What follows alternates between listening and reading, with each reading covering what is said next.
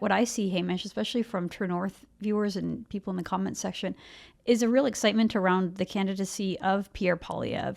Even people who were longtime supportive people who love Maxime Bernier, and they want to see Bernier and Pierre kind of run together, or a lot of people who have signed up for the Conservative Party who'd never done it before because they're excited, not necessarily about what Pierre is saying, but just the way that he says it. I mean, obviously what he's saying, but he seems like a fighter. He seems like he's going to stand up for Canadians, marginalized Canadians, the kind of people who would go to a protest party like the PPC because they're frustrated with the status quo. Well, they seem to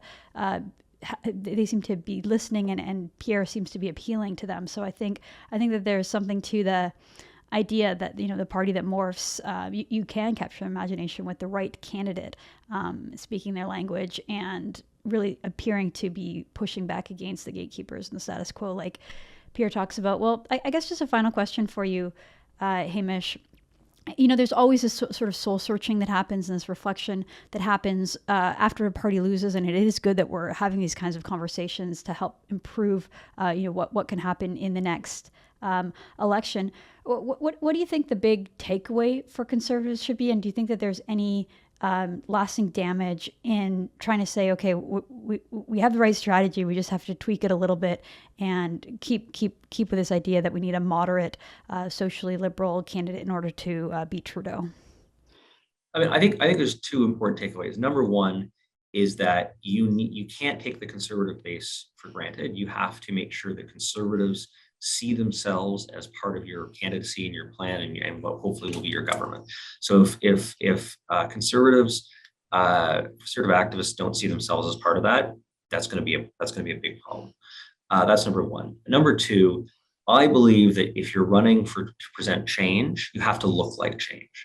You have to put on policies that are different. Running and saying we agree with the government on, this is true of any party of left, right, whatever situation is.